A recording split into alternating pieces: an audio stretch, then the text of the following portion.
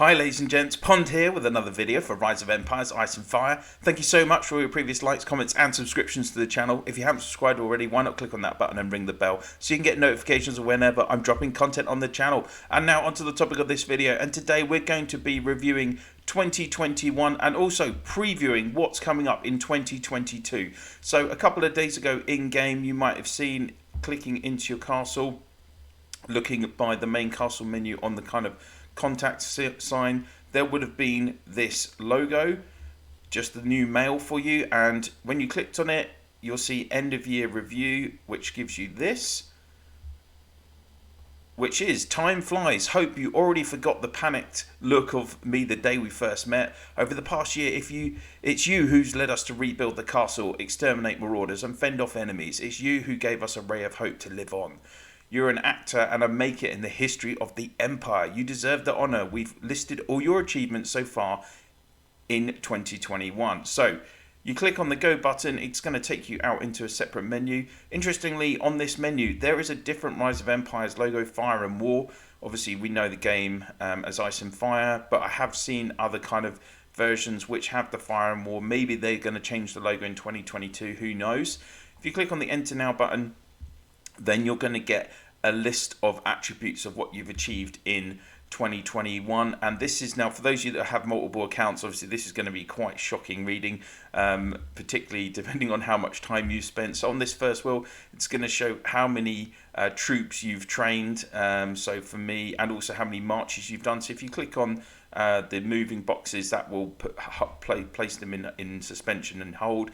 So you can see in the past year in my main LordOfPondtail account I marched 22,942 times. That's an average of 63 a day. So I've done pretty well with using all of my available stamina based on, you know, in the main map you would be doing 80 marches a day maximum, and 27.21 million troops. That's not loads, but that's because I try not to use any gems on troop training in this account. I'm using all my gems for my VIP points, and it looks like I trained the most troops during the month of October, 2.59 million. So that is the first page. And then if we move on to the next section, combats and time spent on row in 2021. So I have spent 1,489 hours playing row in 2021. That's pretty shocking. That is an average of 4 hours a day. That's just in this account. And on the 1st of April, I was in this account for nearly 15 hours on that day, which I don't know what I was doing back then. Must have been an Eden season, I'm guessing. You can see from my hours spent, because they break it down monthly as well. So from January to April, here in the UK, we were in lockdown. I was on furlough from work, so I was spending a lot of time in my account doing the channel and also obviously gameplay. And then you can see since then my usage has dropped off as I've just had life commitments. Baby Pond born in July, and obviously back at work for the remainder of the year from the middle of May. Interestingly, I don't know how they've calculated the hours for December.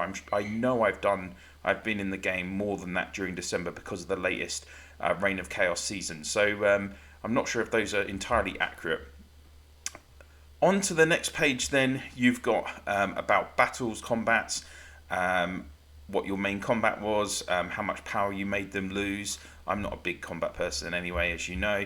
And then it shows when you've killed the most troops. So interestingly, you can see here there wasn't any kills during December. I'm wondering if this only counts like actual castle sieges, perhaps. Yeah, that's what I'm thinking, rather than like tile attacks and things in Eden, etc. And then on to the remainder, which is now, this is where it gets interesting.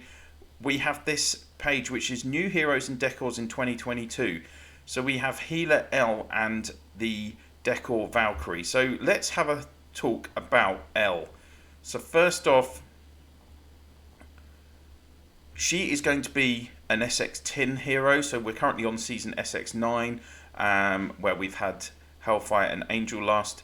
L is going to be a footman hero, and she is going to have she's going to be one of the top healers in the game, I'm expecting. I do have some previews of her skills, but these are based on the hero from LSS. I'm pretty much sure they're going to be identical skills. So I'm expecting her skill 2 to be this.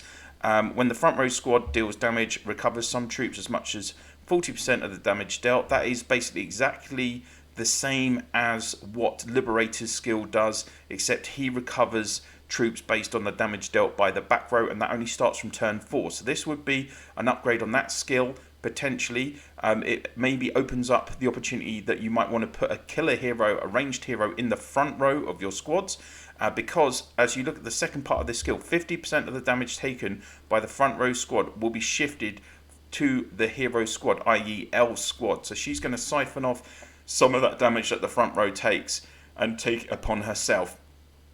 Why is that? You might think all that, but then she's going to be taking extra damage. But now let's have a look at her 5th skill, which is it's a combat skill, but 100% chance to recover some troops for all allied squads, and that recovery rate is 90%. So 270% recovery, 100% chance. Okay, it's a combat skill, it can be silenced and suppressed, but this could be really OP. If you think basically Skander's healing skill is only 50% chance, Lawman's healing skill is only covering 2 squads, not all 3 squads, then L could potentially be the most consistent healer in the game.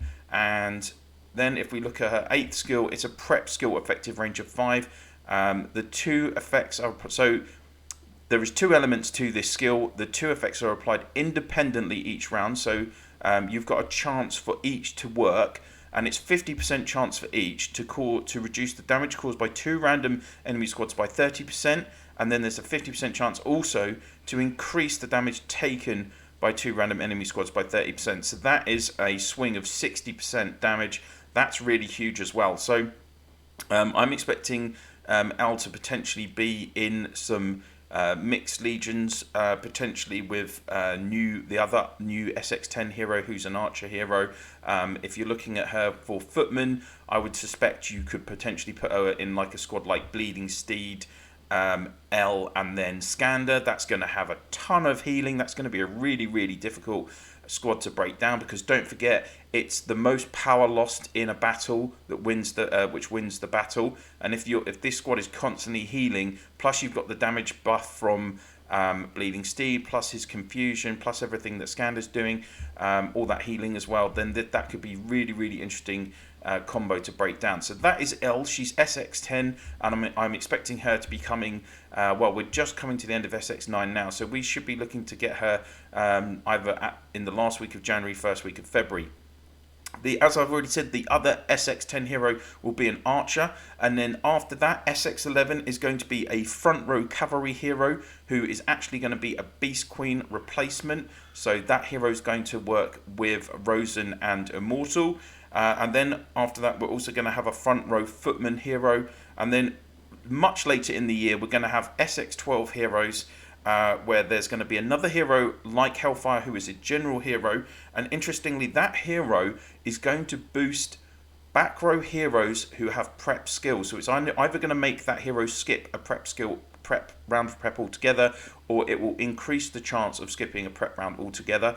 For those of you that might have Jade Eagle still in their accounts, that could potentially make Jade Eagle OP as hell. Like, imagine a Jade Eagle skill like getting off like 4 times in a battle, 5 times in a battle. It could potentially happen with this hero. And then the other hero is going to be an archer hero who is a ranged hero, which again is going to be interesting to see what they do as well. So that is to come in the seasons ahead. We're expecting to have SX 10, 11, 12 and 13 in 2022, and that's everything I know about the heroes in the coming months. Obviously this does say about decors as well, so you know it's obvious the game is going to release new Castle and Legion skins, so we're obviously getting a Valkyrie Legion skin at some point as well. And then on to the next page on the preview screen. So then we get new season and gameplay in 2022. So first off, we've got Battlefield of Honor. I'll be honest, I'm not 100% sure what this is going to be. I don't have any information on that, unfortunately. But what I do want to talk about is these things, wonders. So Wonders will be part of the gameplay in Eden, and they will be buildings that will be inside your castle. You'll be able to upgrade them, and they'll require various materials to upgrade. And they are then going to give buffs to your account. So there will be buffs for I think it will be might, HP, and then also the production of resources. So these buildings, or wonders as the devs are calling them, I don't believe they're going to be restricted to levels, so they won't just be level 1 to 25. I believe, though, you will, if you reach a specific level, similar to how, if we reach a certain level in our guild developments, you get rewards. I think in the seasons as well, say if you reach level 40 or level 60 in developing your buildings, then you're going to get a reward for doing that at the end of the season. In terms of what, on top of the buffs they give, you're going to be able to, obviously, I think they will count towards building day points. I hope they will, for those of us that have finished all of our buildings in our main account. And when you upgrade them, you'll gain like development points, which will both give you a ranking for in your guild and also the total guild score. So the guilds will play off against each other in terms of how much they're developing their wonders, and you as an individual in your guild will also be ranked, and this will be ranked each day. And the top 3 players will get rewards like super recruitment tickets, and the top 3 guilds will get improved buffs as well. And I think the higher you're ranked in your guild, the better the buff will be that the wonder gives as well. So that is quite a lot of information to dissect, and that's everything I have on all of these kind of new elements. So I just wanted to share that with you so that you have an idea of what's to come in 2022.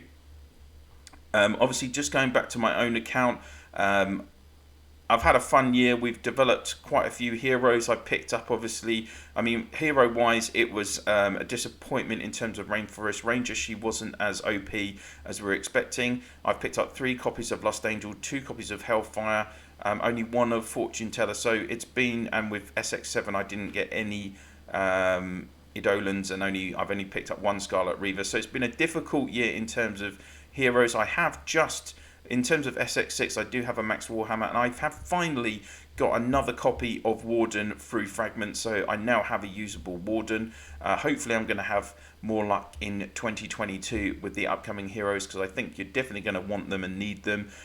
They're going to be very usable heroes in each season coming up, ones that can really kind of help develop your combinations. In terms of my castle, obviously I've got about 13 million troops in the base camp hospitals at the moment, so ignore my power. I think I'm on about 350 million power in here now. I really wanted 500 million kills by the end of the season. I'm not the biggest in terms of combat, but it'll be nice to get 500 kills. And then also I'm very close with the Super Dragonite. I only need 65,000 more, and I can make my second set of Dragon Master gear. That is really, really going to help my account, because I can have 1 Legion on attack with Dragon Master and 1 Legion on defense with Dragon Master during KE, or if I'm just doing Heroes Duel, or when I'm in Eden, I can use 2 Legions at a time attacking with Dragon Master gear. For those of you that might be wondering why I'm not doing the quick route where you don't need as much Super Dragonite, it's because you need lots of gems to do that, and I use all my gems for VIP. Talking about VIP, in 2022 I expect to finally reach level 5 of VIP as well. I've just got 40 million experience points to go.